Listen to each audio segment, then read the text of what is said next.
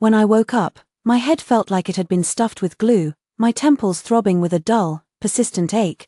The hotel room curtains were drawn tight, only a sliver of cold white light leaking through the gap. I blinked, stared at the ceiling for 2 seconds, and only then did it hit me that this place was unfamiliar in a way that made no sense. White ceiling panels, light grey wallpaper, an expensive-looking water glass on the nightstand. This was not what my little rented room looked like. I turned over, reaching for my phone to check the time, but the back of my hand brushed against something warm, something with the faint rise and fall of muscle beneath thin skin. I froze, like someone had hit pause on me. It was a man's arm, draped across my waist, holding me with a weight that wasn't heavy but wasn't casual either. I followed the arm upward and found a sharply defined profile inches from my face. His eyes were closed, lashes long, nose bridge almost unfairly high. Jawline so clean it looked like it had been measured with a ruler. Even in sleep, that face radiated a cold, keep your distance aloofness. I knew him, or rather, the whole city knew him. Song Ruiqing, CEO of Shengda Group. The man the financial press never tired of describing as corporate ice and ruthless in his methods. My brain went blank, like someone had shoved a tangle of wires into it last night. Last night I'd attended the company year-end party, had a few drinks, and a colleague said she'd booked a hotel room for me so I wouldn't have to take a cab home at that hour. I'd taken the room card in a daze, found the room, swiped the door, and collapsed into bed. I clearly remembered the card reading 8626, but this room, my eyes flicked to the card sleeve on the nightstand, which clearly read 8628, 1 digit off, just 1 digit. Before I could think it through, my wrist was suddenly caught. The grip wasn't hard, but it closed like an iron clamp, just tight enough. I tried to pull free. I couldn't. Awake, the voice was low, raspy with sleep, but there was no grogginess in it. Song Ruiqing opened his eyes. They were dark as ink, with none of the haze of someone just waking. Instead, they were clear in a way that made my skin crawl. He looked at me, his gaze lingering on my face for 2 seconds, then sweeping down, confirming I was in the hotel's bathrobe, fully covered. Only then did he narrow his eyes slightly. Who are you? My throat was dry and tight. I went into the wrong room, really. I had the card for 8626, but the front desk must have made a mistake. I swiped open this one. Wrong room. He repeated the words, his tone flat, impossible to read as belief or doubt. He pushed himself up, leaning against the headboard, but his hand didn't let go of my wrist. If anything, he pulled me slightly closer. Who sent you? No one sent me. I was panicking now. I'm just an ordinary office worker. Last night was the company party. I drank too much. A colleague booked the room for me. Which company? Ruiqing Media, Marketing Department. My name is Qiu. The words tumbled out in one breath, and I felt like I was in a job interview, except the interviewer's stare was more intimidating than any I'd ever faced. Song Ruiqing said nothing. His other hand picked up his phone from beside the pillow and made a call. It connected fast. When he spoke, his voice was cold enough to frost the air. Check whether Ruiqing Media's marketing department has an employee named Qiu. Then check last night's check-in records for room 8628 and the front desk's keycard issuance log. Whatever the person on the other end said, he just grunted and hung up.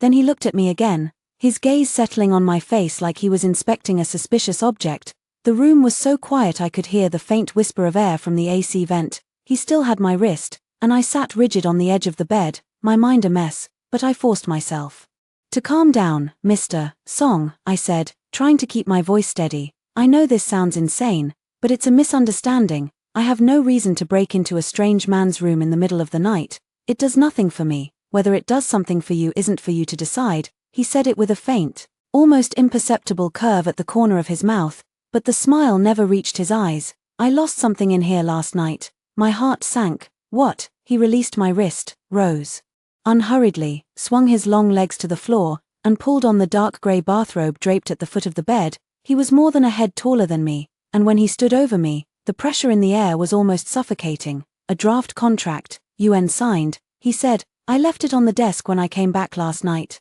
This morning, it was gone. I didn't take it. The words burst out of me. I came in and went straight to sleep. I didn't even know what was on the desk. Then how did you get in? I swiped my card. I pointed at the card sleeve on the nightstand. Look, it says 8626 on it, but this room is 8628. The front desk gave me the wrong card. I didn't even check the room number when I swiped the door open. Song Ruiqing followed my gaze, his expression unchanged. But I noticed his eyes lingered on the card sleeve for a beat longer than necessary. He walked over, picked it up, turned it over in his hands, then set it down and looked back at me. What's your name? Chio Nyan. Chio as in the surname, Nyan as in yearning, Chio Nyan. He repeated my name, his voice neither loud nor soft, like he was weighing it on his tongue. Whether you're genuinely in the wrong room or not, until this is cleared up, you're not leaving. My stomach dropped. You can't detain me, that's illegal imprisonment. I'm not detaining you. He walked to the window, pulled the curtain aside a crack, and morning light flooded in, making me squint involuntarily. He spoke with his back to me. His voice flat. I'm asking you to cooperate with an investigation. Cooperate well, and this gets resolved quickly. Try to run, and don't blame me for making this very public. I gripped the edge of the blanket, my nails digging into my palm. I knew he meant it. Song Ruiqing, the way people talked about him. His reputation wasn't built on adjectives but on verbs. The things he wanted to find out, he found out. The people he wanted to take down, none of them walked away whole. I was just a low-level employee. I didn't even have the right to struggle, but I really hadn't taken his contract. Fine, I'll cooperate. I took a deep breath and looked up at him. But I have one condition. He turned, raising an eyebrow. Name it. I need to call a friend to let her know I'm safe. If she can't reach me, she'll call the police. Song Ruiqing studied me for 2 seconds, then handed me his phone. As I took it, I noticed a silver-faced watch on his wrist, with a faint scratch on the inside of the band. I dialed my best friend Zhao Mani's number. It rang twice before she picked up, her voice thick with sleep. Hello, who's this? Manny, it's me. I tried to keep my voice normal. I stayed at a hotel last night. I might be back a little late today. Don't worry. Didn't you say you were staying with a coworker? Why is this a different number? Whose phone is this? A friend's. My phone died. I cut her off. I'll explain later. Gotta go. I hung up and handed the phone back to Song Ruiqing. When he took it, his fingertips brushed my palm ice cold. He seemed to run at a lower body temperature naturally, like a snake with no warmth in it. Call's done. Now talk. He sat back down in the single armchair across from the bed, crossed his legs, and fixed his gaze on me. What time did you get to the hotel last night? Around 11:30. The party ended at 11. I took a cab, got here around 11:20. Who booked the room for you? A colleague, our department supervisor, Cheng Yahua. She said she'd arranged it. She booked you 8626. Song Ruiqing tilted his head slightly. Then who's staying in the room she actually booked? I blinked. I don't know. She just gave me the card and said it was done. Song Ruiqing didn't respond. His gaze lingered on my face for a while, like he was measuring how much truth was in my words. The room fell quiet again. I could hear the distant hum of city traffic outside the window, muffled, like another world separated by glass. After 2 or 3 minutes, his phone rang. He answered, listened for a moment, and his brow twitched almost imperceptibly. Keep digging. He hung up and looked at me, his tone a fraction looser than before, but still carrying no warmth. Ruiqing Media's marketing department does have a Chio Nyan. 2 years on the job, no black marks. The front desk also pulled the security footage. You came out of the elevator around 11:30 last night, swiped into 8628, and didn't come out again. I exhaled in relief. See, I told you I was in the wrong. But, he cut me off. The footage also shows you standing in the hallway for about 20 seconds before you went in, like you were looking at something.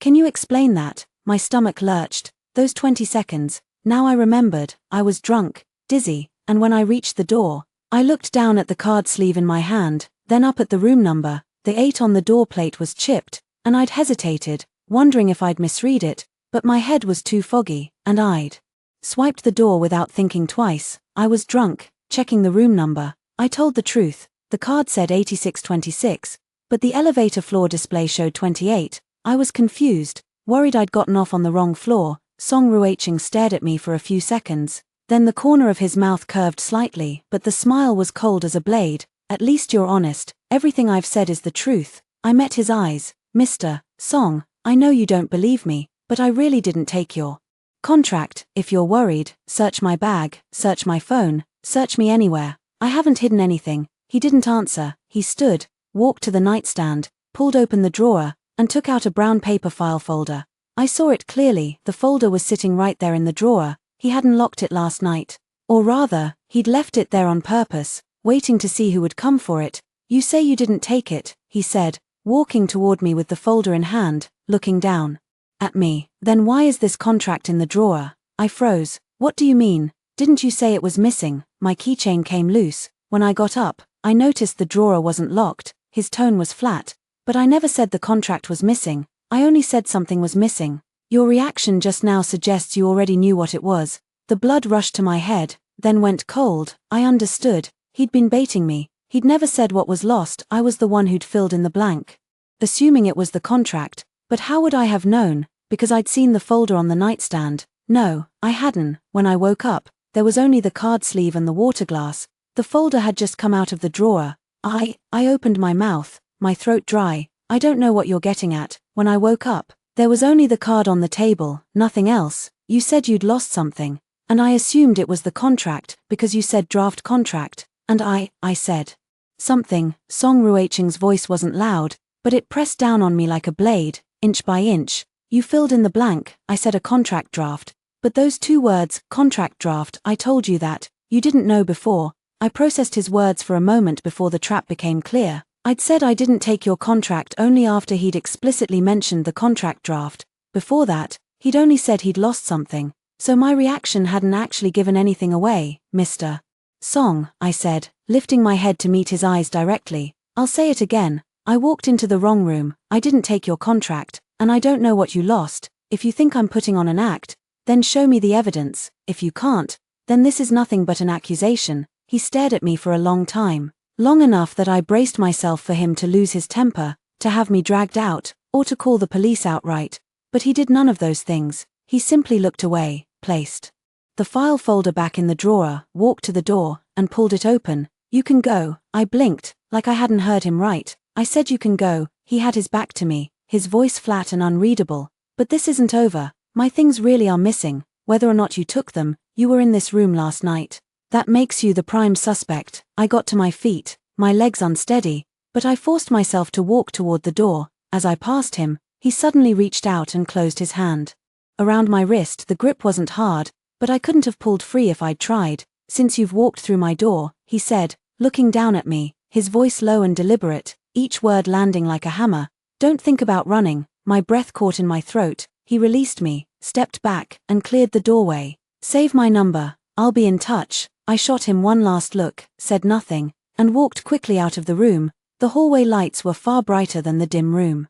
Behind me, standing at the elevator, waiting for the doors to open, I realized the back of my shirt was damp with sweat. The elevator arrived. I stepped in, pressed the button for the first floor, and watched the doors slide shut. Song Ruiching stood at his door, watching me through the narrowing gap.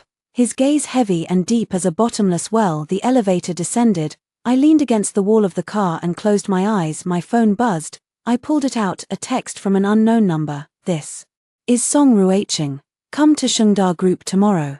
Tell the front desk my name. I stared at that message for a long time. I didn't reply. By the time I got back to my little rented apartment, it was past 10 in the morning. I showered, changed into clean clothes, and sat on the couch staring at nothing. My mind kept replaying the morning's scenes. Song Ruiching's face, the warmth of his palm when he'd grabbed my wrist, the way he'd said, since you've walked through my door, don't think about running. He said his things were missing. He said I was the prime suspect. He said this wasn't over, but I hadn't taken anything of his. So who had? And who had messed up the room card? Cheng Yahua had booked my room, so why was it booked as 8626 but opened as 8628? Was it a front desk mistake? Or had someone deliberately swapped the cards? I picked up my phone and sent Cheng Yahua a WeChat message. Sister Hua, the room you booked for me last night, it was 8626, right? About 10 minutes later, she replied, yeah, why, nothing, just confirming.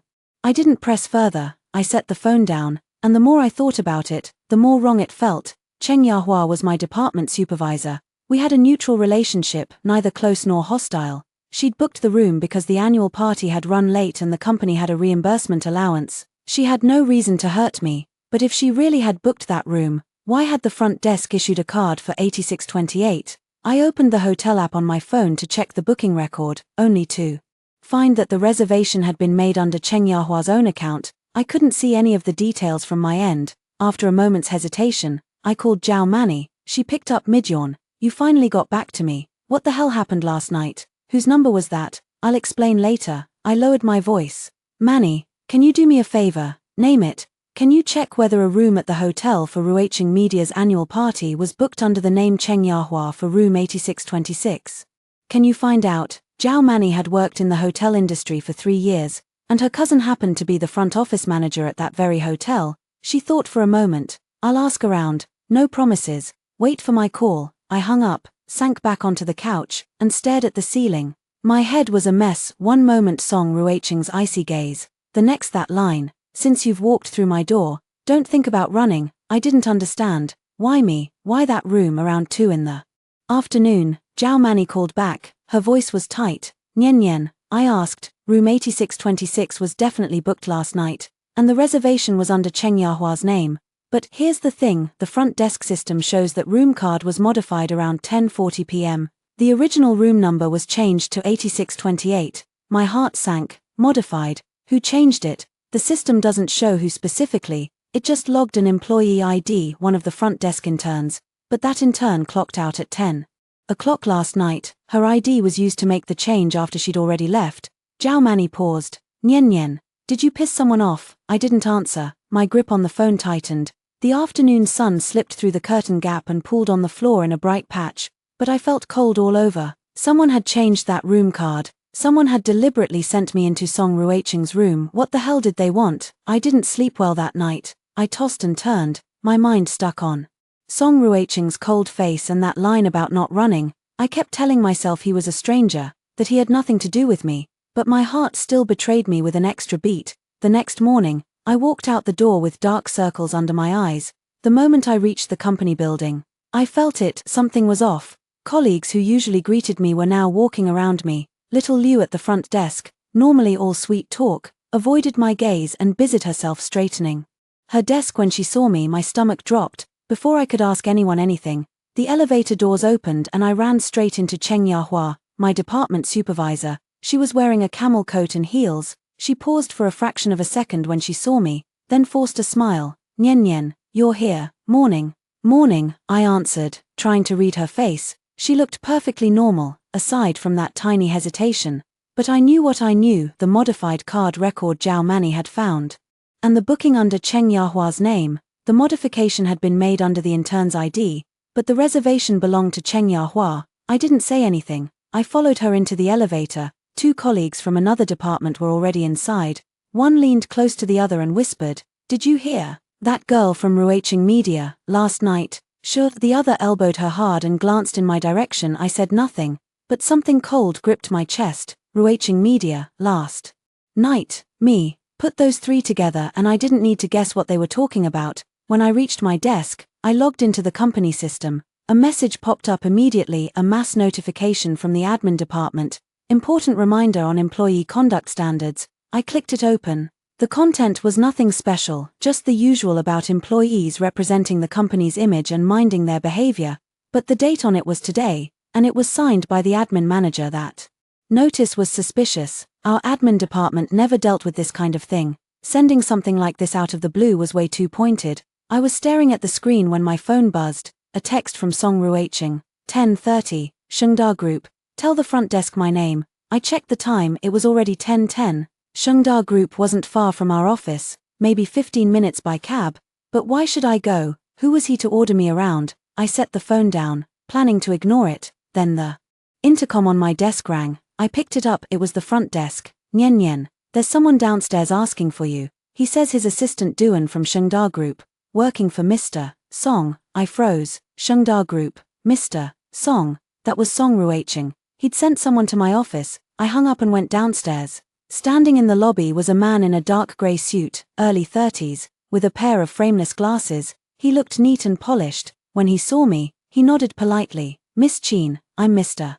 Song's assistant. My surname is Duan. Mr. Song sent me to pick you up. Pick me up? I frowned. I never said I was going. Assistant Duan smiled, his tone calm and measured. Mr. Song said you would come. He also asked me to pass along a message. You wouldn't want last night's situation to blow up at your company, would you? That hit me like a bucket of ice water. I understood what he meant. If I didn't go, Song Ruaching had plenty of ways to make sure last night's events spread through the entire building. I'd already caught whispers.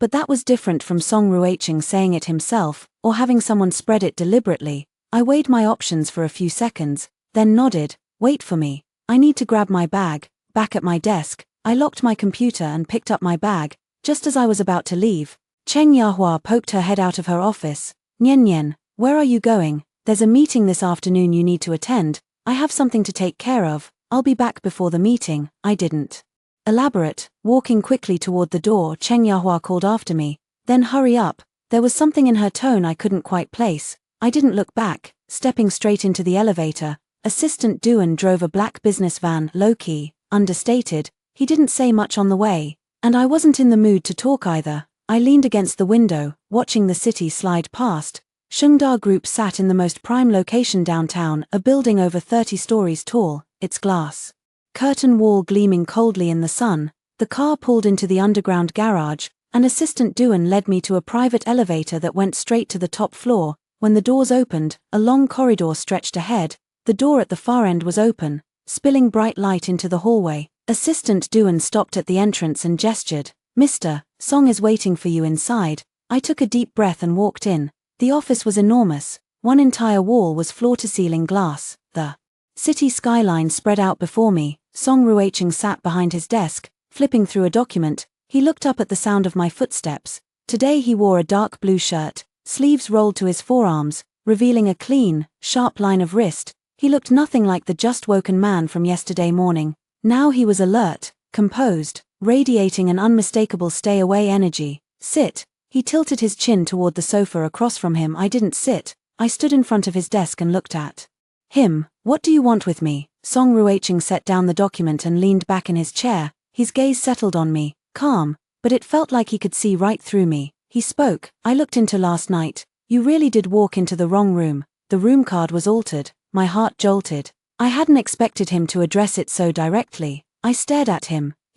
I know. His tone was flat. I had the modification record pulled. The intern's employee ID was used, but that intern had clocked out at 10 o'clock that night. Her ID was stolen. The booking was under your department supervisor, Cheng Yahua, but she's probably not the mastermind either. She was just being used. My mouth opened, but I didn't know what to say. He'd dug far deeper than I ever expected. I'd thought he'd just treat me as a stranger who stumbled into the wrong room, or worse, as some scheming woman with ulterior motives, but he'd actually dug deep enough to find out the room card had been tampered with, traced it to Cheng Yahua, and even figured out she wasn't the mastermind. That meant he hadn't been idle since waking up last night. So why did you call me here? I asked. Song Ruicheng stood up, walked around his desk, and came to stand in front of me. He was a head taller than me, so when he stood before me, I had to tilt my head back slightly to meet his eyes. He looked down at me, his voice neither loud nor soft. I lost something. It's not valuable in terms of money,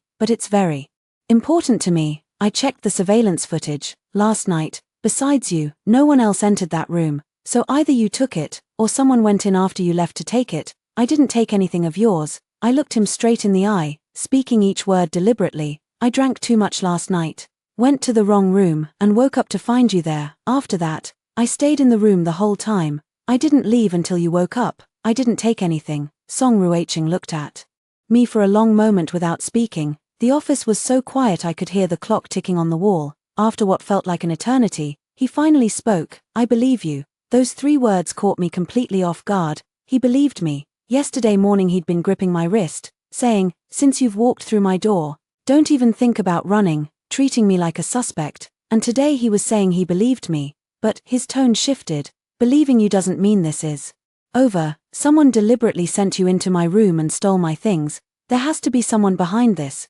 If you cooperate with me and help get to the bottom of it, it'll be good for both of us. How do I cooperate? I asked. Starting today, you'll tell people you're a friend of mine. I'll arrange it so you're seen at Shengda Group frequently over the next period, making it look like we're close. He paused. That way, whoever's behind this will think you're my person and slip up. I frowned.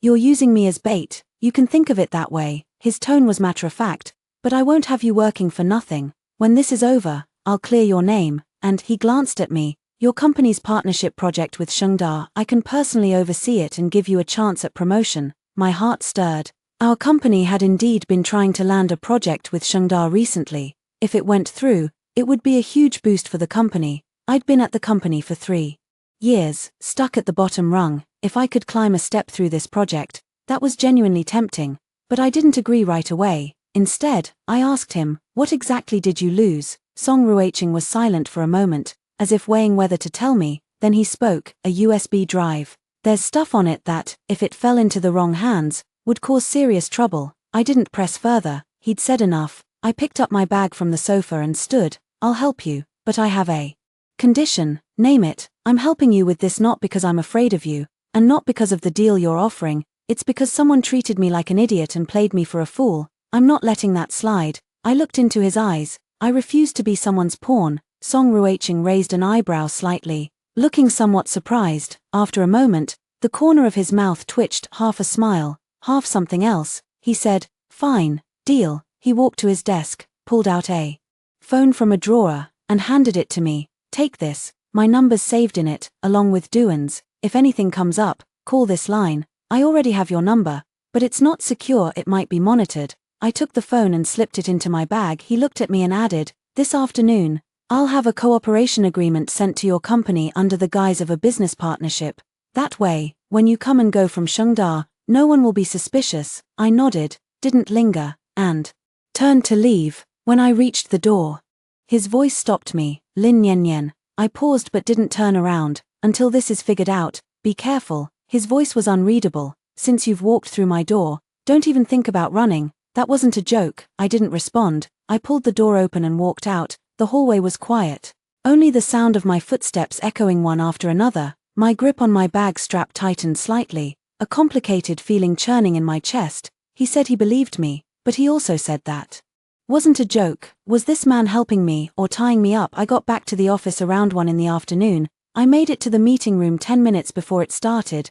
Cheng Yahua was already seated inside. When she saw me come in, her gaze lingered on me for a moment. "Nian Nian, everything taken care of?" "Yeah, all done." I sat down without elaborating. The meeting proceeded as usual, mostly covering next quarter's business arrangements. I sat in the corner, but my mind wasn't fully on the meeting. Song Ruiching's words kept looping through my head. The USB drive, someone deliberately sending me into his room, Cheng Yahua being used. If Cheng Yahua was being used, then who was using her? And why did that person steal the USB drive after the meeting? I went back to my desk and opened my computer, wanting to look up our company's past cooperation records with Shengda Group. The moment I typed in the keywords, a news notification popped up on my screen. The headline read, "Shengda Group President Song Ruiching spotted with mysterious woman late at night, rumored new romance." I clicked it open. The accompanying photo was blurry, showing me walking out of Shengda Group's underground parking garage this morning.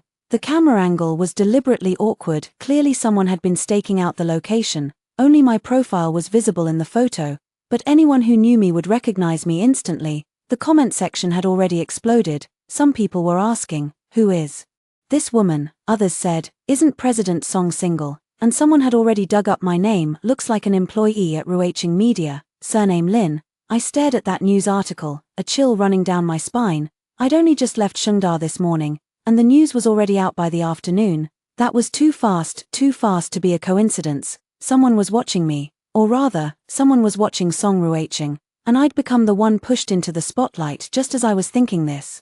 My phone buzzed. It was a text from Song Ruiching. "Saw the news?" I replied, "Yes, don't panic." He wrote back, "That article was released by the other side. Their goal is to expose you to public scrutiny. The more you panic, the more they win. Go about your work normally. Don't do anything extra." I stared at the message, took a deep breath, and put my phone back in my bag. He told me not to panic, but I knew deep down this was no longer just about walking into the wrong room. Someone had set up a trap, and they'd put me, Song Ruiching, and that USB drive all inside it, and now I was standing right in the middle of it that night. When I got home, Zhao Mani called me, her voice tense. "Nian Nian, did you see the news? What's going on between you and that Song Ruiching? It's a long story." I leaned back on the sofa, rubbing my temples. "Manny, that room card change record you helped me look into, can you get more details? Like, besides my card, were there any other cards that were used on that door?" Zhao Mani was quiet for a moment. "My cousin said that room card was modified twice last night. The first time was changing 8626 to 8628. The second time was around 2 in the morning. There's a record of someone swiping to open 8628. But the card number on that swipe wasn't your card." My heart lurched. It wasn't my card. Then whose was it? Can't trace it, Zhao Mani said. The system only recorded a card number, but that card wasn't linked to any check-in information. It's like someone made a temporary copy. My grip on the phone tightened and loosened, 2 in the morning. Someone used a card with no check-in information to open 8628. That wasn't the time I'd walked into the wrong room, and it wasn't the time I'd left, which meant after I left, someone had gone into that room. The USB drive Song Ruiqing lost was most likely taken during that window. Manny, thank you. I lowered my voice. Don't tell anyone about this. I'm still looking into it. I know. Be careful. Zhao Mani paused. Nian. That Song Ruiqing, people say he's cold-blooded and ruthless. If you're dealing with him, keep your guard up. I know. I hung up and sat in the darkness, staring at the city lights outside my window for a long time. My phone screen lit up with a message from Song Ruiqing. Tomorrow, 10 a.m., Shengda Group. I have new developments to share with you. I stared at the message without replying. The wind outside rustled the curtains gently. I wrapped my arms around myself, an inexplicable sense of foreboding rising in my chest. What would happen tomorrow? The next morning, I arrived at the office half an hour early. The news story sat on my chest like a stone. I'd tossed and turned all night, unable to figure out who was behind releasing that article. Song Ruiqing said not to panic, but how could I not? I was just an ordinary employee, suddenly dragged into a CEO's gossip scandal. The looks from my colleagues, the questions from my superiors, every hurdle was going to be rough. Just as I walked into the office, Cheng Yahua was standing at the doorway of the break room holding a cup. She smiled when she saw me. Nian, you're early. Yeah, I've got some things to take care of. I nodded and tried to walk past her. She stopped me. I saw that news article last night. You and Song Ruiqing, do you actually know each other? I stopped and turned to look at her. Cheng Jie, you believe that stuff? I don't. She leaned against the doorframe, taking a slow sip from her cup. Just a word of advice. Song Ruiqing, people talk about him like he's dangerous, but the more dangerous someone seems, the more you should stay away. You're a young woman. Don't get used by someone and end up counting money for them. I looked at her, my stomach turning. Her tone was full of concern, and her expression showed no cracks, but I knew she was the one who'd changed that room card. Was she genuinely being used, or was she playing dumb? I couldn't tell yet. Thanks for the advice, Cheng Jie. I forced a smile. I'll be careful. She didn't say anything else and walked off with her cup. I stood there watching her retreating back, feeling a chill toward a woman I'd worked alongside for over 2 years for the first time. I remembered what Zhao Mani had said. The person who changed that card used Cheng Yahua's employee ID. She'd done that, and yet she could still stand in front of me, acting concerned. Either she really didn't know anything, or she was far more calculating than she appeared. At 10 a.m., I arrived at Shengda Group on time. The front desk already recognized me and escorted me straight to the top floor. Song Ruiqing's office door was open. He was standing by the floor-to-ceiling window on the phone. When he heard my footsteps, he glanced back, gestured toward the sofa, and motioned for me to sit. I sat down and waited for him to finish his call. His voice wasn't loud, but his tone was heavy. No need to discuss that shipment any further. I've made my decision. Get the contract ready on your end. I'll send someone to pick it up this afternoon. After hanging up, he turned and walked over, sitting across from me. Today he wore a dark grey shirt, sleeves rolled up to his forearms, revealing a solid wrist. He looked at me and cut straight to the point. I found out who released the news. I sat up straight. Who? Ruiqing Media. He paused, then added, more precisely, it was sent from the office network at Ruiqing Media. I froze. Ruiqing Media, that was my own company. I shook my head instinctively. That's impossible. Our company has no grudge against Shengda. Why would we release a story like that? It wasn't you. It was someone else. He held my gaze. Think about it. The photo in that article, it's you coming out of my company's underground garage. That angle could only be captured by someone staking out near my building. Now, who do you think knew you'd be coming to see me that morning? My mind raced. Yesterday morning, the only person who knew I was going to Shengda was Cheng Yahua. No, wait. There were also my other colleagues in the department, but when I'd asked for leave, I'd just said I had errands to run. I hadn't mentioned which company. The only one who knew I was going to Shengda was Cheng Yahua. She was my supervisor. I needed her approval for leave, and when she'd asked where I was headed, I'd told her. Cheng Yahua. I looked at him. She's the one who leaked it. Not necessarily with her own hands, Song Ruiqing said, but she sold the information about your visit to Shengda to someone else. I checked Ruiqing Media's internal network. The IP that posted that news story traces to a shared workstation in the marketing department, the one Cheng Yahua uses on a regular basis. My heart sank. Cheng Yahua, again, Cheng Yahua, she'd switched my room card, and now she'd leaked my whereabouts. What exactly was she trying to do? Why would she do this? I asked him. I've never wronged her. Why would she want to hurt me? Song Ruiqing didn't answer directly. Instead, he pulled a manila envelope from his drawer and slid it across the desk toward me. Take a look at this first. I opened the envelope. Inside was a printed bank statement. It showed that in the past 3 months, Cheng Yahua's personal account had received a fixed transfer every month from a company called Shengda Trading. I looked up at him. Shengda Trading, isn't that a subsidiary of your Shengda Group? Yes, Song Ruiqing nodded, but that company isn't under my control, it's owned by my uncle, Song Zhongwo. I gripped the statement, my thoughts churning. Your uncle? You're saying Cheng Yahua is taking money from your uncle? More precisely, Cheng Yahua is working for your uncle. His voice was level, but every word carried weight. I checked the employee ID that switched your room card. It was Cheng Yahua's, but the system logs show that during the time the card was changed, she wasn't at the front desk. In other words, someone used her credentials to log in, but it wasn't her doing the actual operation. Then who was it? Still investigating, he said, but I suspect whoever it was used access privileges granted by your uncle's side. I set the statement down.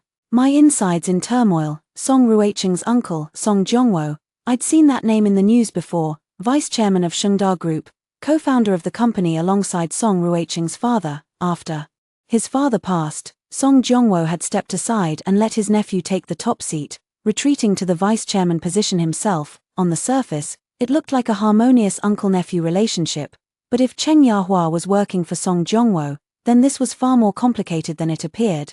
Why would your uncle target me? I asked. I've never crossed him. He doesn't even know who I am. Song Ruiqing looked at me, his gaze heavy. He's not targeting you, he's targeting me. What's on that USB drive? I stared straight at him. Why is it so important? Song Ruiqing fell silent. He leaned back against the sofa, his fingers tapping lightly on the armrest, as if weighing whether to tell me. After a moment, he spoke. That USB drive contains a contract, one that hasn't been finalized yet. It has the cooperation terms between Shengda Group and a foreign energy company. If that contract leaks, the other side will know our bottom line in advance. During negotiations, we'd be at a severe disadvantage. I understood. Your uncle wants to use this contract to force you to concede in the negotiations. Not just that, he shook his head. There's also an additional clause in that contract about technology transfer. If it leaks, not only would the negotiations fail, but Shengda would also face charges of leaking trade secrets. At that point, the board would have no choice but to force me out. I drew in a sharp breath. This wasn't simple corporate rivalry anymore. This was an attempt to tear him down from his position as president. I looked at him and suddenly realized he carried far more weight than I'd ever imagined. So what do we do now? I asked. The USB drive is in your uncle's hands, and he's definitely already seen the contract. Can you stop him? Song Ruiqing gazed out the window before speaking. I can't. He's already anonymously sent part of the contract to that energy company. They called me this morning, saying they have objections to the technology transfer clause and want to renegotiate. Then the negotiations are already not finalized. He cut me off. The contract hasn't been signed yet. There's still room to maneuver, but the energy company needs to reconsider the terms of cooperation, which means the price I'd already negotiated is now void. I looked at him, a strange feeling rising in my chest. This man had just been stabbed in the back by his own uncle, yet as he spoke, there wasn't a trace of anger on his face, only a deep, unshakable calm. I remembered the rumors about him, cold-blooded, ruthless, heartless, but looking at him now, all I saw was a trapped beast, wounded but refusing to show it. What can I do to help? I asked. He turned to look at me, his eyes lingering on my face for a moment. You're not afraid? Afraid of what? Afraid of getting dragged into this, he said. You're already in the news. People at your company know you're connected to me. If you keep helping me investigate, you could lose your job or face even more targeting. I smiled. President Song, do you think I can still walk away cleanly at this point? He said nothing. Cheng Yahua switched my room card and sent me into your suite. I looked at him. Whether she was used by someone or did it deliberately, I'm already in this. Rather than hide, I'd rather get to the bottom of it. At the very least, I don't want to carry the reputation of climbing into the president's bed without even knowing why. Song Ruiqing watched me, and the corner of his mouth seemed to twitch before settling back into stillness. He stood, walked to his desk, and picked up a document folder, handing it to me. Inside is a copy of Cheng Yahua's account statements, plus the usage log for the shared workstation in Ruiqing Media's marketing department. Take it back and see if you can find more leads from your side. I took it and asked, what are you going to do about your uncle? No rush, he said, since he's made his move, he's bound to leave cracks. What I need to do now is make him think I haven't figured out it was him. I looked at him, and suddenly I understood his intent. You want to lure him into making another move. He took the USB drive, thinking he has leverage now, Song Ruiqing said. His next step will be to force me to concede, or force me out. What I need to do is catch his weakness when he makes his move. I nodded and tucked the folder into my bag. Then I'll go dig into Cheng Yahua's side. He looked at me and suddenly said, Nian Nian. I froze. He called me Nian Nian for the first time. He'd used my name without the formal Miss Chin or a simple you. Be careful, he said. If Cheng Yahua senses you're investigating her, she might bite back. I nodded. I know. He walked me to the door. Just as I was about to pull it open, he called out again. Nian Nian. I turned back. He stood in the light of his office, his expression hard to read, but his voice was deeper than before. That news story, I'll take care of it. You don't need to worry. I looked at him, and a warmth I couldn't quite name rose in my chest. This man, whom others called cold and heartless, when he told me don't worry, his eyes were sincere. Okay, I nodded, pulled the door open, and walked out. By the time I got back to the office, it was already afternoon. I sat at my desk, opened the folder, and carefully reviewed Cheng Yahua's bank statements and the workstation usage log. The statements showed that Cheng Yahua received a transfer of 38,000 yuan every month, with the memo reading consulting fee, a marketing department supervisor receiving 38,000 a month in consulting fees. That money came far too easily. I flipped to the workstation usage log. It showed that the news story had been posted at 11:07 the previous morning, with the account logging in at 11:03, only 4 minutes total. That time window was the company's morning break, when most people were in the break room or downstairs smoking. The marketing department was nearly empty. In other words, whoever used that workstation to post the story was very familiar with the department's daily rhythm. I was still thinking when my phone buzzed, a WeChat message from Zhao Mani. Nian Nian, my cousin found another record. That duplicate card that was swiped at 2 a.m., the first few digits of the card number follow the same format as your company's access control system. My heart jumped. Same format as my company's access cards. That meant the duplicate card had been generated internally at our company. I gripped my phone, my mind spinning. Cheng Yahua had switched my room card. Someone had used our company's card format to create a duplicate, and at 2 a.m., they'd swiped into Song Ruiqing's room to take the USB drive. All three events pointed back to someone inside Ruiqing Media. I set down my phone and glanced toward Cheng Yahua's office. She was sitting inside, on a call, her expression relaxed, like she was chatting about something mundane. I watched her, and a thought surfaced in my mind. If Cheng Yahua wasn't the one who actually switched the card, then was the person behind her also hiding inside our company? Near the end of the workday, I got up to get some water from the break room. As I turned the corner in the hallway, I nearly collided with someone. I looked up. It was a male colleague from the neighboring department, Fang Da. We rarely interacted, but I'd seen him around. He was holding a stack of documents, and my collision sent them scattering across the floor. Sorry about that. I crouched down quickly to help him pick them up. No worries, no worries. He crouched too, laughing as he gathered papers. Qin Yan, you haven't checked the company group chat today. Why? I picked up a document and handed it to him. You haven't seen the group. He took the document and lowered his voice. Someone in the group is saying you and that President Song from Shengda Group have something going on. Everyone's guessing whether you're about to jump ship and join Shengda. My heart skipped a beat, but I kept my expression neutral. That's nonsense. I just went over there for some business and happened to get photographed. Then you'd better be careful. Fang Da stood up, brushing dust off his hands. Our company and Shengda haven't exactly been on good terms lately. If you get too close to President Song, it might not end well for you. I looked at him. How do you know our company and Shengda aren't on good terms? Fang Da glanced around, then lowered his voice further. Last time I was in the break room, I overheard Sister Cheng on the phone. She mentioned something about the contract with Shengda can't be signed. I don't know the specifics, but just keep your guard up. My mind stirred.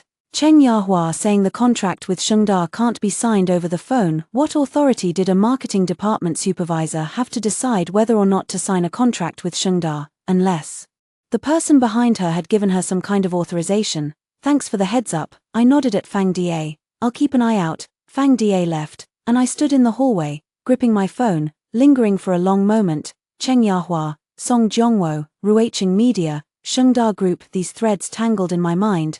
The more I tried to sort them, the messier they got. I took a deep breath, returned to my desk, and pulled up the recent business records between Ruiqing Media and Shengda Group. The results showed that the two companies had indeed discussed a collaboration project 6 months ago, but it had been shelved due to a price dispute. The person in charge of that project, Cheng Yahua. I stared at the line on the screen, a suspicion slowly forming in my mind.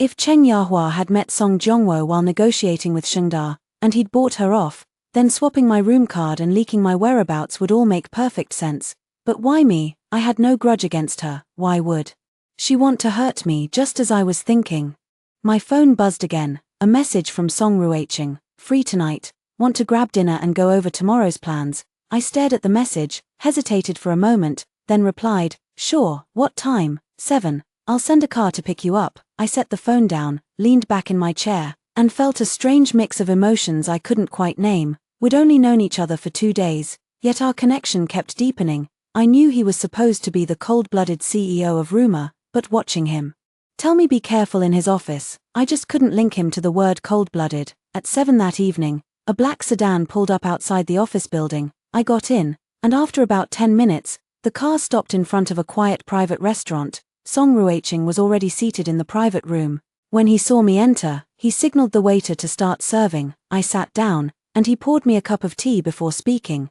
This afternoon, my uncle called me. What did he say? He said he saw the news and asked who that woman was. Song Ruiqing lifted his teacup and took a slow sip. I said she was a friend. He didn't believe me. He told me not to stir up any scandals at a time like this, that it would hurt the company's image. I looked at him. Was that a warning, or a test? A test. Song Ruiqing set the cup down, his gaze turning cold. He thinks I don't know his behind it, so he's pretending to care about me to probe my defenses. I nodded. So what did you say? I played along, Song Ruiqing said. I told him the news was fake, that I didn't even know the woman. He believed it, and told me to be more careful, not to give anyone ammunition. I looked at him, and a strange feeling welled up inside me. He knew his own uncle was working against him behind his back, yet he had to pretend he knew nothing, maneuvering around him. This man, his life was exhausting. How do you plan to fight back? I asked. Song Ruiqing looked at me, his gaze heavy. I need you to do something for me. What is it? Tomorrow night, Shengda Group is hosting a banquet. My uncle will be there, he said. I need you to come with me. I blinked. Me, what would I do? I need you to keep an eye on someone, Song Ruiqing said. Shengda's technical director, a man named Chiu Jijun. I suspect he's in league with Song Jiongwo, but he's well hidden, and I can't find proof. At the banquet tomorrow, he's bound to make contact with Song Jiongwo. I need someone to watch them. I hesitated, but tomorrow night, the news just broke. If I show up at the banquet with you, won't that just confirm the rumors? That's exactly the point. Song Ruiqing looked at me, his voice low. The more people think you're just some woman tangled up with me, the less Song Jiongwo will take you seriously. He won't guard against a CEO's rumored girlfriend. He'll only worry about a woman investigating him. I stared at him, finally understanding his plan. He wanted me to be bait, using the scandal to cover my investigation. I was silent for a moment, then asked, aren't you afraid I'll get exposed? Song Ruiqing held my gaze, his eyes resting on my face for a long moment before he spoke. I trust you. That dinner stretched late into the night.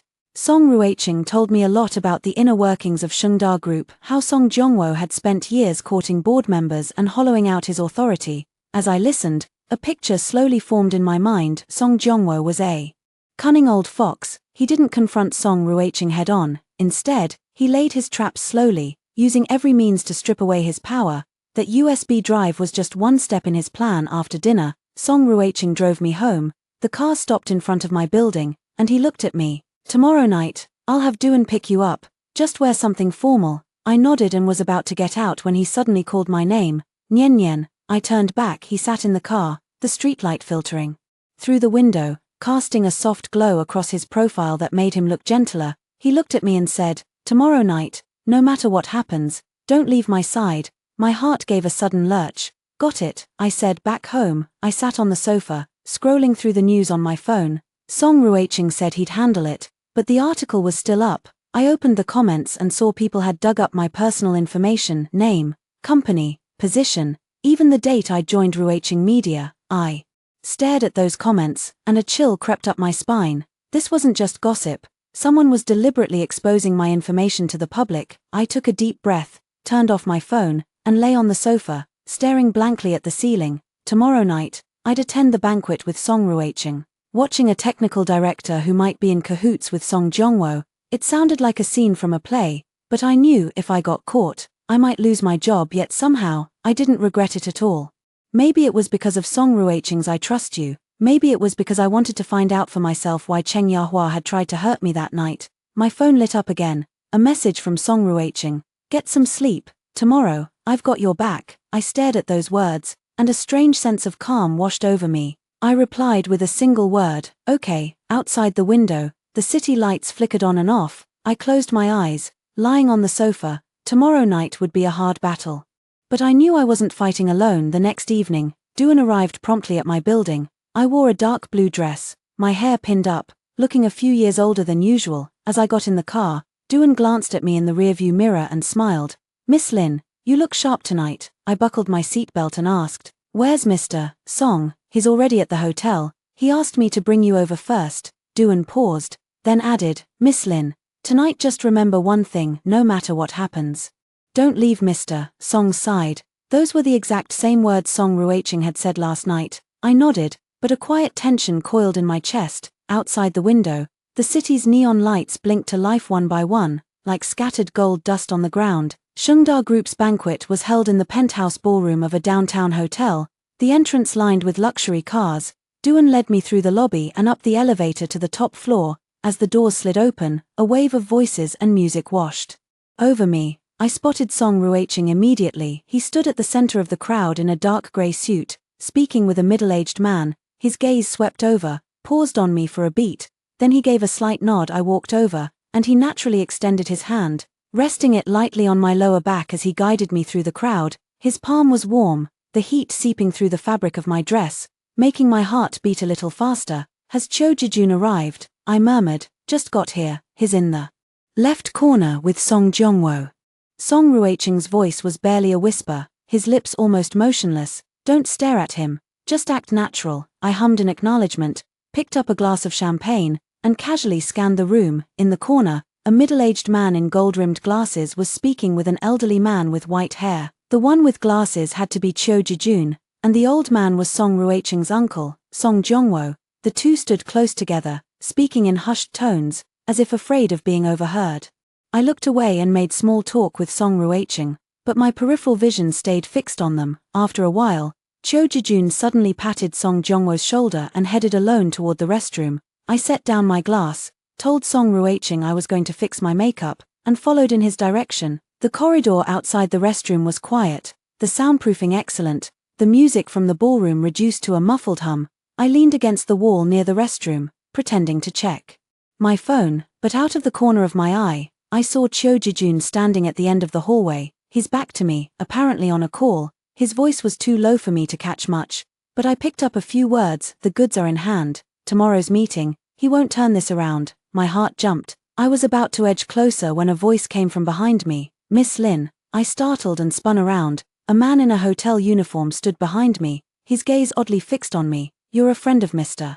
Song's, right? Mr. Song sent me to find you. He said to come with me. I frowned. Mr. Song sent you? Yes. The man nodded. He said to wait for him in the lounge next door. My mind raced. Song Ruiching had just told me to watch Cho Jijun. Why would he send someone to fetch me so quickly? And if he really needed me, he'd just text. Why send a person? I looked at the man again. His expression was tense, his fingers nervously rubbing the hem of his jacket. I smiled. All right, got it, you go ahead, I'll be right there. The man nodded and walked away. I watched him disappear, then immediately pulled out my phone and texted Song Ruiching. Someone claiming to be your man just told me to wait for you in the lounge. Did you arrange that? Within 10 seconds, my phone rang. It was him. Where are you? His voice was urgent. The hallway outside the restroom, I said. A man in a hotel uniform came up to me and said, don't go to the lounge. Song Ruiching cut me off. I didn't send anyone. Stay where you are. I'm coming now. The moment he hung up, Footsteps echoed from the end of the hallway.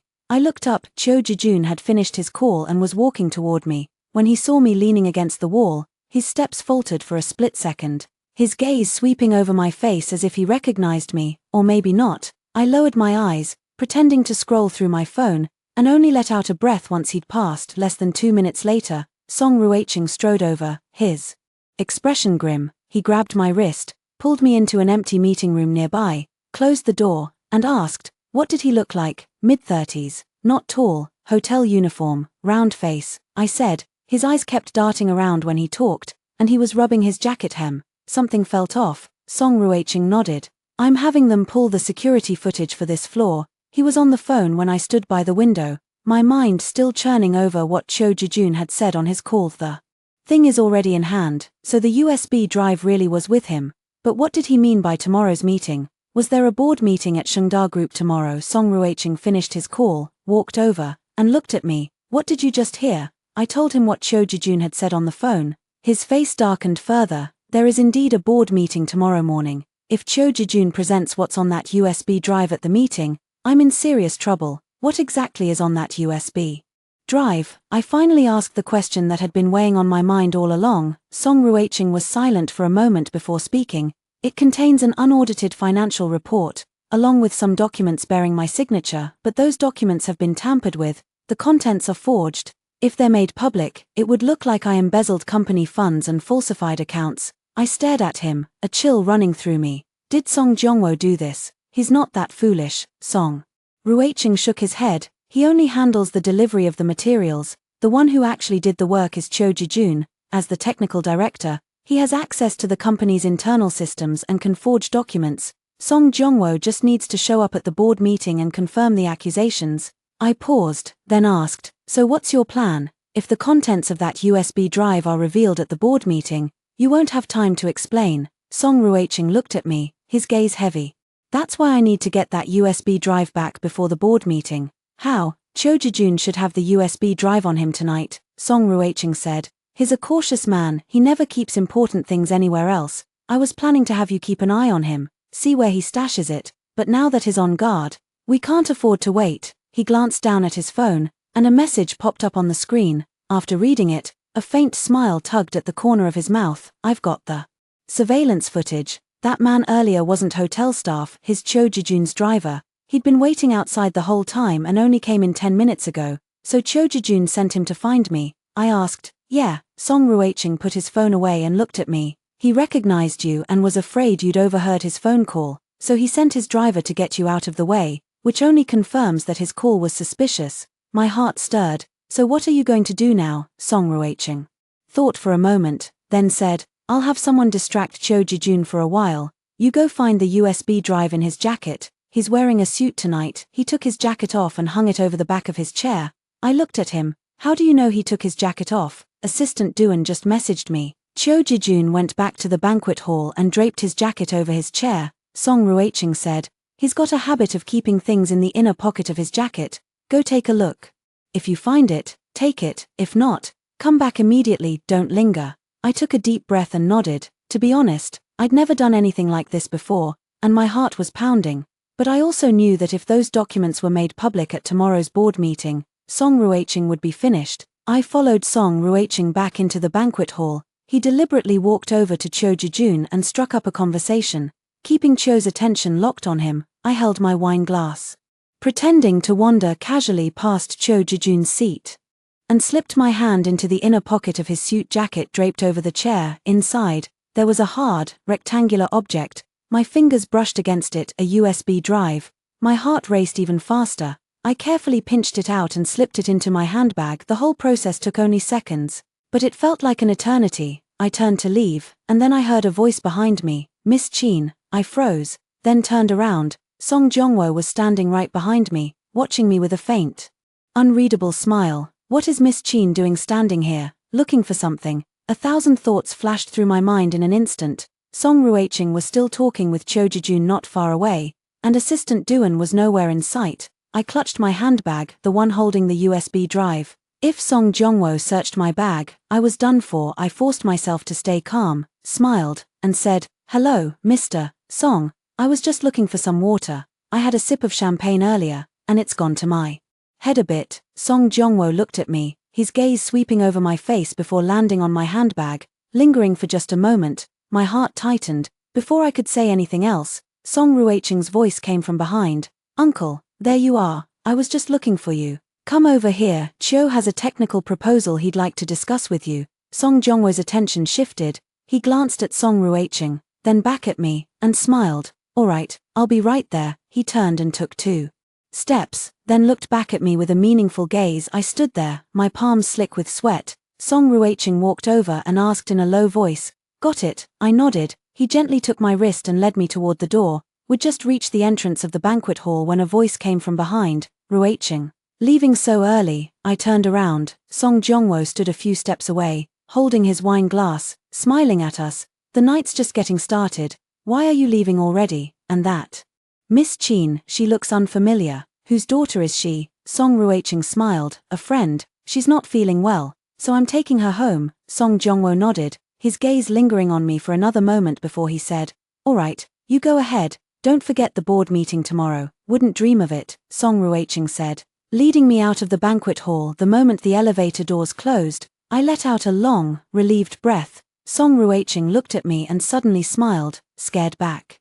"There, almost," I said. "Your uncle, his eyes are like knives. He's always been sharp," Song Ruiqing said, extending his hand toward me. "Give me the thing." I took the USB drive out of my handbag and placed it in his palm. He closed his fingers around it, looked at me, and his gaze softened. "I owe you today." A warmth spread through my chest, but I said, "So how are you going to pay me for tonight's overtime?" He laughed, a real laugh, his eyes crinkling at the corners. "Fine, I'll settle up with you later." The next morning, the Shengda Group board meeting convened as scheduled. Song Ruiqing had already made a backup of the USB drive's contents and compiled the evidence of the forged documents, handing it all over to the company's audit department. At the meeting, Song Jongwo did indeed produce his evidence, claiming that Song Ruiqing had embezzled funds and falsified accounts. Song Ruiqing didn't argue on the spot. He waited until Song Jongwo had finished, then had the real audit report and the chain of evidence projected onto the big screen. The signatures on those documents, after technical analysis, showed clear discrepancies in pen pressure and stroke details compared to Song Ruiqing's genuine signatures. They were forgeries. The evidence Song Jongwo had provided traced back to Cho Jijun's office computer. Cho Jijun was called into the meeting room on the spot. Faced with the forensic results, his face went pale, and he couldn't utter a single word. Song Jongwo tried to defend himself, but Song Ruiqing played a recording, the very conversation Cho Jijun had had with Song Jongwo on the phone during last night's banquet. In the recording, the two of them discussed how to present the fake evidence at the board meeting and how to destroy Song Ruiqing's reputation. Song Jongwo's face collapsed after the meeting. Song Ruiqing called me, his voice carrying a note of relief. "It's over. Song Jongwo and Cho Jijun have both been suspended. The company will pursue legal action." I sat at my desk, and upon hearing the news, a weight lifted from my chest. But before I could even feel happy, a commotion broke out outside. Cheng Yahua walked past the corridor carrying a box of personal belongings, her face ashen. When she saw me, she paused, her expression complicated, as if she wanted to say something. In the end, she said nothing, lowered her head, and walked out. I watched her retreating figure, unable to name the feeling in my chest. She had once been my trusted supervisor, but she'd been manipulated and used to do those things. Losing her job wasn't unjust, but I also knew she was just a pawn. That evening, as I walked out of the office building, I saw Song Ruiqing's car parked by the curb. He was leaning against the door, and when he saw me come out, he waved. I walked over and asked, "What are you doing here?" "Picking you up," he said. "There's a place I want to take you tonight." I got in the car, and he drove through the city's streets and alleys, finally stopping in front of a small eatery. The place wasn't big, and the decor was dated, but a row of red lanterns hung by the entrance, casting a warm glow over the street. It looked incredibly cozy. Song Ruiqing led me inside. The owner spotted him and came over with a smile. "Mr. Song, your usual table is ready." He ordered a few dishes, all home-style cooking. As I ate, I watched him and suddenly felt that he was nothing like the cold-blooded CEO the rumors made him out to be. He sat there, serving me food, asking if it was too salty or too bland. Just like any ordinary person. After dinner, he drove me home. When the car stopped outside my building, he didn't open the door right away. Instead, he sat in the driver's seat and turned to look at me. The streetlight cast a soft glow through the window, falling across his face. His gaze was gentler than usual. Nyen Nyen, he called my name. Do you remember what I said that morning? He asked. I blinked. Which part? Once you walk through my door, there's no running away. He looked at me, his voice low. I'm saying it again now. My heart skipped a beat. But I said, weren't you suspicious of me back then? The suspicion was real, he said, and so is my wanting you to stay now. I looked at him. Suddenly at a loss for words, he reached out and gently took my hand, his palm warm. Would you be willing to really stay? I didn't answer, but I didn't pull my hand away either. He smiled, holding my hand, not letting go. Later, Song Jongwo and Cho Jijun's case entered the judicial process. Song Ruiqing's company was reorganized and returned to normal operations.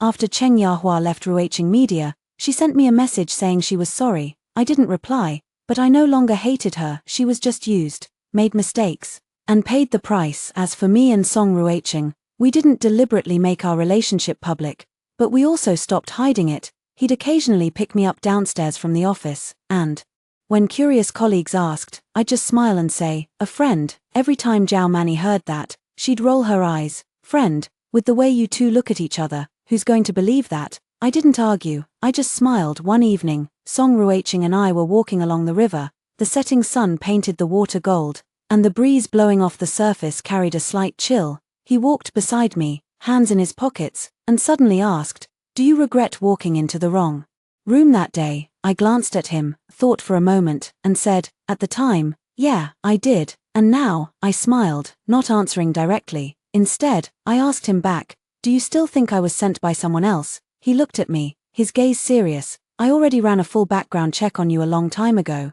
From childhood to now, clean record, not even a single disciplinary note. Then why did you suspect me in the first place? Occupational habit, he said, stopping and looking at me. But I don't anymore. Why not? Because you could have walked away, but you chose to stay and help me, he said. You could have walked away clean, but you chose to stay and dig into this with me. I felt my cheeks warm under his gaze, so I looked down and kicked at a pebble by my feet. Without warning, he reached out and gently took my hand, his voice low. Nyen Nyen, do you remember what I said that morning? Which part? I played dumb on purpose. Once you walk through my door, there's no walking out, he said. I'm saying it again. I lifted my head to look at him. The last rays of sunset fell across his face, softening every sharp line, making his eyes look impossibly tender. He held my gaze, a little serious, a little amused. So, do you want to stay, for real? I didn't answer. I just pressed my hand deeper into his. He smiled, tightened his grip, and led me forward along the river. The wind brushed past us as the sun sank lower, painting the sky in streaks of orange and gold. Not long after, I moved into his place. His closet gained a row of my clothes, his fridge filled up with my favorite yogurt and fruit. On nights when I worked late, he'd drive over and wait, no honking, no rushing, just leaning against the car door. When I asked why he didn't just go home, he said, because I don't want you walking alone in the dark. After the Song Jongwo incident, no one in the company dared underestimate him anymore. He was still the same decisive, iron-fisted CEO, but only I knew the side of him that boiled noodles for me, that picked my favorite dishes and set them in my bowl, that got up in the middle of the night to bring me water when I had a cold. One morning, I woke up to find him lying on his side, propped on one hand, just watching me. I startled and asked, what are you looking at? He said, I was thinking about what it felt like that morning when you woke up and found me lying next to you. I thought about it. At the time, I thought I was done for. He laughed and reached over to ruffle my hair, and now, I rolled over, turning my back to him, my voice muffled. Now I think, it's not so bad after all. He wrapped his arms around me from behind, resting his chin on my shoulder, his voice low and warm with a hint of a smile. Good. Sunlight spilled through the window, catching the old USB drive on the nightstand, now sealed in a clear little box, placed right where it could be seen, like a keepsake. We never deliberately brought up that night. But that small drive had become a silent marker between us, a secret only we shared. Sometimes fate is strange like that. One wrong room, one misunderstanding, one hand clamped around a wrist, one half-joking line, and somehow, it was enough to make someone stay. Song Ruiqing once asked me, if you hadn't walked into the wrong room that day, where do you think we'd be now? I said, probably still strangers. He thought for a moment, then said, then it's a good thing you got it wrong. I smiled and didn't argue. Outside the window, the city hummed with traffic and life, and sunlight poured through the glass, casting a warm pool of light on the floor. I leaned against him and thought, this is probably the best ending there could be. After that evening by the river, things between Song Ruiqing and me shifted into something subtle. It wasn't quite dating, but it definitely wasn't just friendship. He texted me every day asking if I'd eaten, if I was working late, if I needed a ride home. When I took too long to reply, he'd call directly, his voice carrying a hint of displeasure. Why aren't you answering? I'd say, I'm at work, Mr. CEO. He'd say, after hours, I'm not the CEO. That always left me speechless, so I'd cave and tell him, no need to pick me up tonight, I'll get home myself. He'd pause for 2 seconds, then say, then I'll wait for you downstairs. Me, didn't you just say you're not the CEO after hours? He said, completely unbothered, but I'm still Song Ruiqing. I hung up, stared at my phone screen for a long moment, and then couldn't help but laugh. Zhao Manny sidled up next to me, her face alight with gossip. Who was that? You're grinning like an idiot. No one. I tucked my phone away and pretended to focus on my computer screen. Yeah, right, she scoffed, rolling her eyes. You've been smiling at that phone every day lately. You think I haven't noticed? I didn't answer, but I knew it was true. Song Ruiqing was changing my life, one small thing at a time. He'd have a hot bowl of soup delivered to my office in the middle of a workday.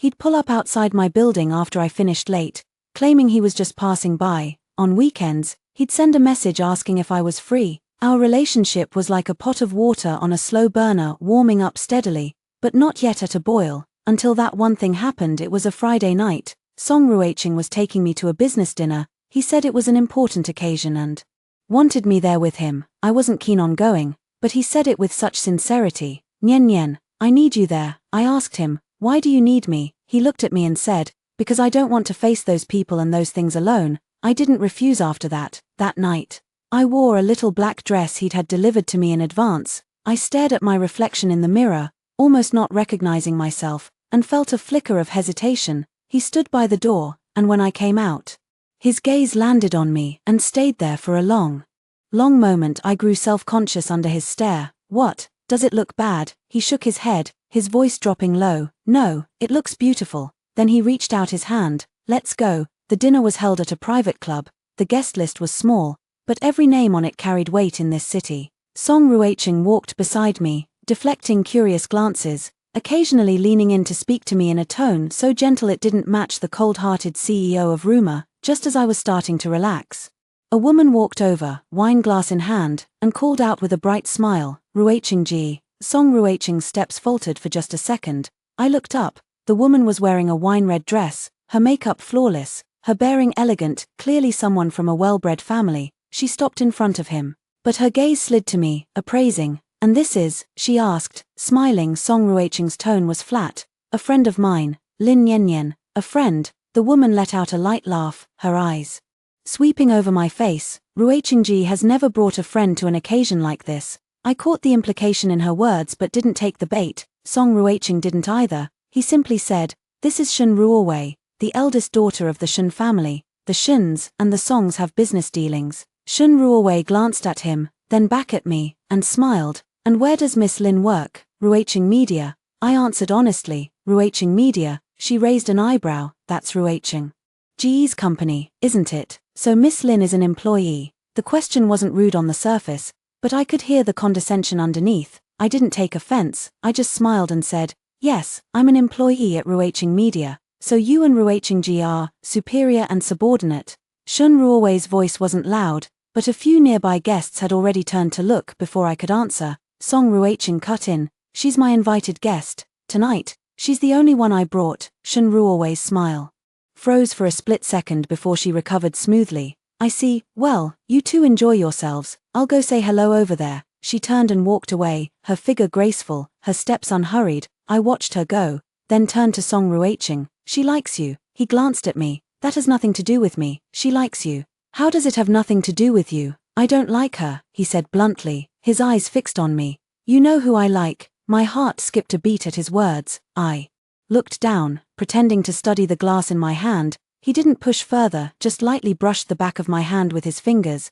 Don't be nervous. I'm here. Halfway through the evening, I excused myself to the restroom. When I came out, I ran into Shun Ruowei in the hallway. She was standing by the window, a glass of red wine in her hand. Seeing me, she smiled. Miss Lin, care to talk? I hesitated, then walked over. She gazed out at the night view and said, I've known Ruiqing Ge for 10 years. I didn't respond, waiting for her to continue. She turned to look at me, a hint of scrutiny in her eyes. He's never brought any woman to an occasion like this. You're the first. So, I asked. She smiled. So I want to give you a piece of advice. He may seem cold, but is actually very devoted. If you really like him, don't let him down. I was caught off guard. That wasn't what I expected her to say. Shen Ruowei finished her words, picked up her glass, and walked away, leaving me standing alone in the corridor with a tangle of emotions I couldn't quite name. When I returned to the banquet hall, Song Ruiqing was in a corner talking to someone. He saw me come back, his gaze landing on me, and gave a slight nod. I walked over and stood beside him. He naturally reached out and rested his hand on my waist, so light it seemed almost accidental, but it was enough to change the expressions on several faces in the room. On the drive home that night, he suddenly asked, What did Shen Ruowei say to you? I was surprised. How did you know she talked to me? She's the type whose thoughts are written all over her face, he said. What did she tell you? She said, she's known you for 10 years, and told me not to let you down. Song Ruiqing was quiet for a moment, then he said, she's right. I looked at him. What? If you really like me, don't let me down, he said, turning to look at me, his gaze serious. Nian Nian, do you like me? His question was so direct that my mind went completely blank. Seeing that I wasn't answering, he didn't push, he just added, no rush, take your time. But my answer, I've already given it to you. He opened the car door and walked me upstairs. I stood at my door, watching him turn to leave, and suddenly called out, Song Ruiqing. He turned back. I like you too. My voice was quiet, but I said it. He froze for a second, then broke into a smile, walked back, and stood in front of me, looking down. Say it again.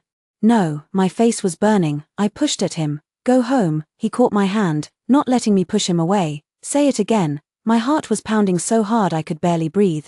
So I said it again, softer this time. I like you. He leaned down and pressed a featherlight kiss to my forehead, his voice carrying a smile. Good. Remember that. From now on, you're mine. I leaned into him, breathing in the faint woody scent of his cologne, and thought this night felt warmer than any before it. After that, our relationship was officially settled. Song Ruiqing didn't hide it, but he also didn't make a big public announcement. He said, once I finish handling what's on my plate, I'll tell everyone properly. I knew he meant the company. Song Jiongwo had been taken down, but Ruiqing Media still had plenty of his old loyalists, and there were wavering voices on the board. It would take time for Song Ruiqing to fully secure his position. I didn't rush him or pressure him, I just stayed quiet.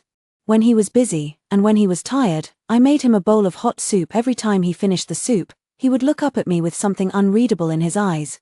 Nian Nian, you're wonderful. I'd wave him off. Oh, come on, one bowl of soup and you're sold. He'd laugh. Not the soup, you. Day by day, life settled into a quiet rhythm, and I let myself believe the storm had passed. But that afternoon, one phone call shattered every bit of peace I'd managed to hold on to. It was Zhao Mani.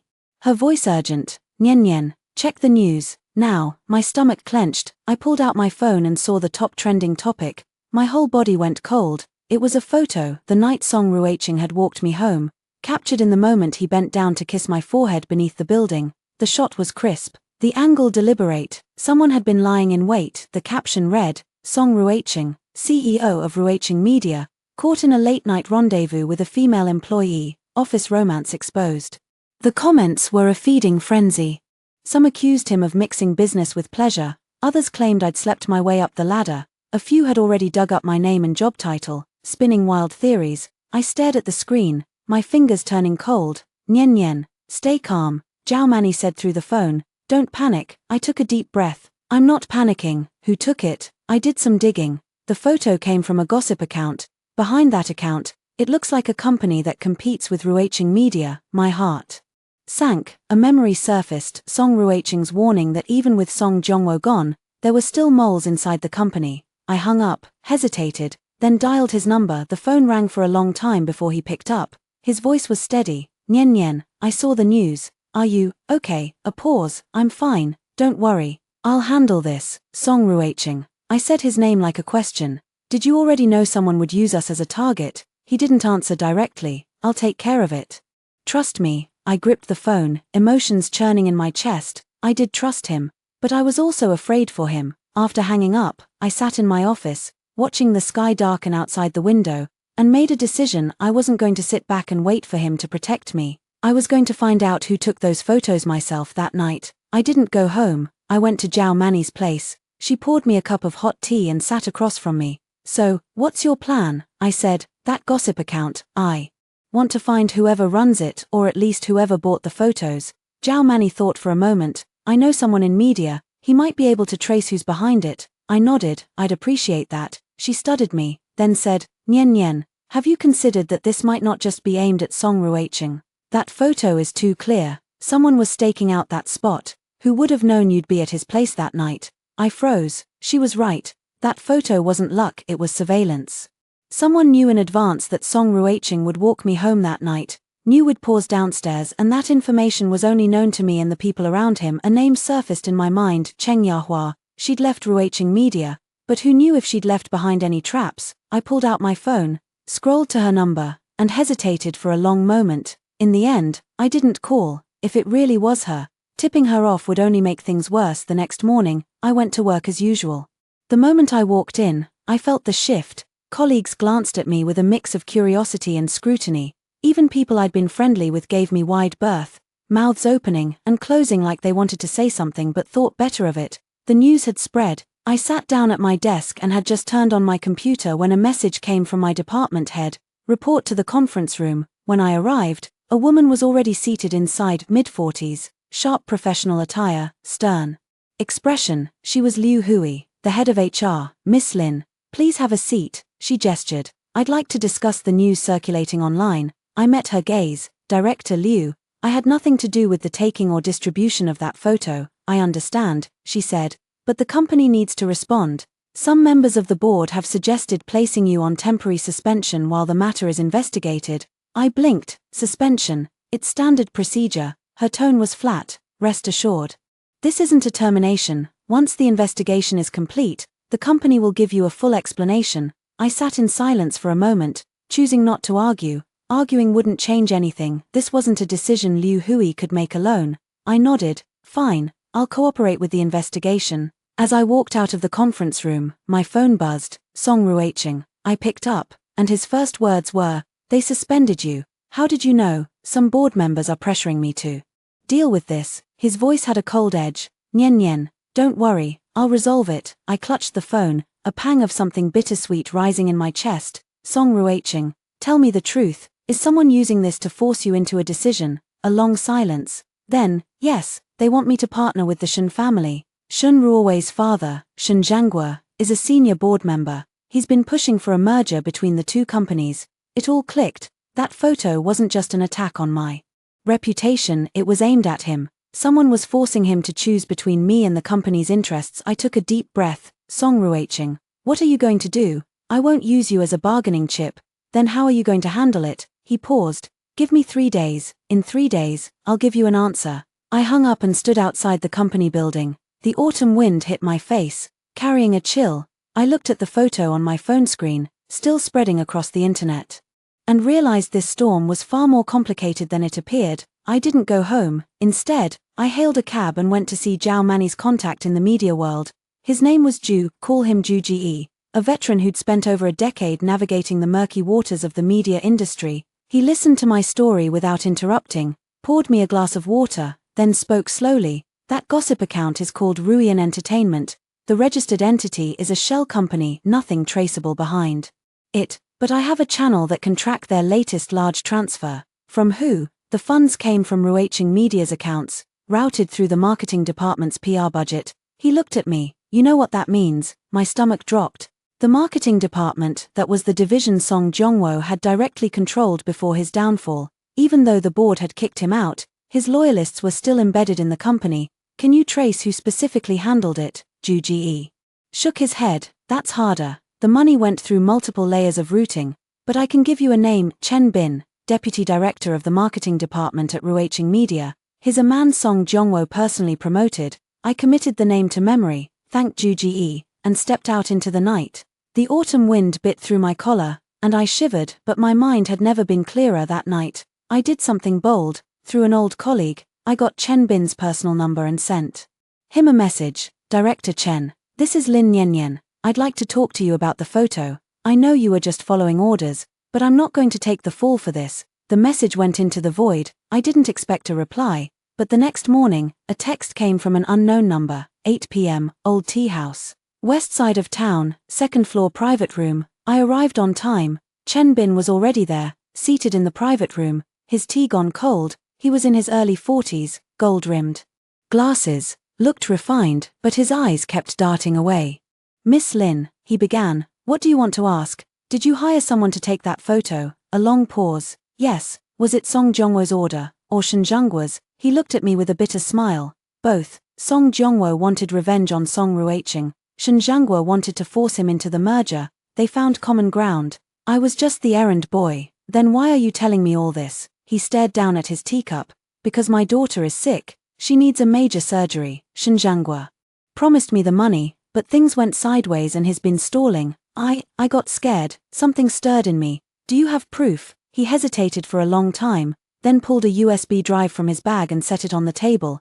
Inside are the transfer records between me and Shen Zhengguo's secretary, plus recordings of phone calls where Song Jongwo told me to contact the gossip account. I was keeping this for self-protection, but I know if I don't hand it over, I might not even get the money. To save my daughter, I reached for the drive, but he pressed his hand down on it. Miss Lin, I have one condition. When this is over, can you put in a word with Song Ruiqing for me? Let me keep my job, my daughter's treatment. I'm still short half the cost. I looked at him and nodded. I'll do what I can. After getting the drive, I didn't hand it straight to Song Ruiqing. First, I went to Zhao Mani's place and had her make a backup copy. Then I called him. I found something. A few seconds of silence. Where are you? I'm coming to get you. Half an hour later, his car pulled up outside my building. I got in and handed him the USB drive. From Chen Bin, there's evidence on there, proof that Song Jongwo and Shen Zhengguo orchestrated this together. He didn't take it right away. He looked at me. You went to meet Chen Bin alone? Yeah. His gaze darkened. Weren't you afraid? Terrified, I admitted, but I couldn't stand watching you carry this alone. He looked at me for a long time without speaking. The car was quiet, streetlight filtering through the window and falling across his face. For the first time, I saw something soft in his eyes. He reached out and took my hand. His voice slightly hoarse. Nian Nian, thank you. Don't thank me. It's not entirely for you. I turned my head away. I'm doing this for myself. I refused to carry the label of slept her way to the top. He laughed, a low, quiet sound. All right, then we'll do this together. The next day, Song Ruiqing called a board meeting. As the person involved, I was notified to attend. The conference room was packed. Shen Zhengguo sat at the far end of the long table, his expression grim. Song Jongwo wasn't present, but word had it he was listening in via video. Song Ruiqing stood at the head of the table and projected the contents of the USB drive onto the screen. Transfer records, phone recordings, Chen Bin's testimony, item by item, laid out in crystal clarity. The room fell into dead silence. Shen Zhengguo's face went from ashen to white. Uncle Shen, Song Ruiqing said, his voice low but carrying weight. I've remembered every kindness you've shown Ruiqing Media over the years. But this, you've crossed the line. Shen Zhengguo shot to his feet. What are you implying? You're going to smear me based on the one-sided words of a deputy director. One-sided words. Song Ruiqing pressed the remote again, and another video appeared on the screen. Secretary to Shen Zhengguo. Sitting in an office, speaking directly to the camera, President Shen told me to contact Ruian Entertainment, buy that photo, and pay to push it up the trending list. The money came from the company's accounts, and the person who handled it was Chen Bin. Shen Zhengguo's face went completely white. He opened his mouth, but not a single word came out. Song Ruiqing looked at him. Uncle Shen, I'll give you two options. Either you resign your directorship and step down from the board on your own, or I hand this material to the police and we let the legal process run its course. Shen Zhengguo was silent for a long time. Finally, he slumped back into his chair, as if every ounce of strength had been drained from him. I'll resign. In the days that followed, Ruiqing Media's board was completely reshuffled. Song Jongwo was thoroughly purged, and Shen Zhengguo resigned as well. The atmosphere inside the company suddenly felt much cleaner, much lighter, and my suspension, thanks to Song Ruiqing's insistence, was lifted. He personally sent out an internal company-wide email, clarifying the full story behind that photograph, and ended it with, Lin Yen Yen is my fiancée. She got into this company on her own merit, not through connections. The moment that email went out, The office exploded. I sat at my desk, staring at my phone screen, my face burning hot. I texted him, "Since when am I your fiancé?" He replied instantly, "You are, just a matter of time." I slammed my phone face down on the desk in mock anger, but I couldn't stop the corners of my mouth from curling up once the dust settled. I moved into Song Ruicheng's apartment. Every evening when he came home from work, he'd bring a bouquet, sometimes roses, sometimes lilies. I told him he was wasting money. He said, "I used to think all this was pointless. Now I think, if it makes you happy, it's worth it." I called him cheesy, but inside, I was practically bubbling over with sweetness. One night, we sat out on the balcony, looking at the city lights. He suddenly took my hand, not with force, but with a quiet certainty. "Nyen Nyen," he said, looking at me. "Do you remember the first time we met, in that hotel room, when I had you by the wrist and said, 'Since you've walked through my door, don't even think about running'?" I laughed. "Of course I remember. You looked like you were about to eat me alive." He chuckled, low and warm. I meant every word back then. And now, he pulled me into his arms, resting his chin on the top of my head. "Now too, you can't run, and I'm not letting you go." I leaned against his chest, listening to his heartbeat, and thought that the autumn wind didn't feel quite so cold anymore. What came after was simple. Really, Song Ruicheng proposed. The ring was a plain platinum band, no ostentatious diamond. He said, "I used to be a man who only knew how to make money, who didn't understand feelings. You taught me that some things matter more than money." The day I put on that ring, Zhao Mani held me and cried, saying, "Nyen Nyen, you finally made it."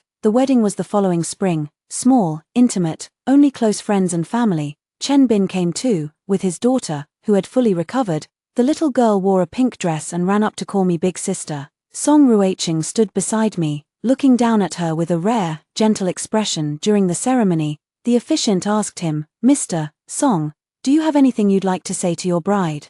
He looked at me, his eyes full of warmth, and spoke in a voice that wasn't loud but carried to every corner of the room. "Since you've walked through my door, don't even think about running. For the rest of my life, I'm never letting you go." The whole room burst into laughter. I glared at him, my face red, but he just tightened his grip on my hand, firmly, as if he were genuinely afraid I might bolt. I lowered my gaze to our intertwined fingers and suddenly thought, that room I walked into by mistake that night might just be the most right step I've ever taken in my life.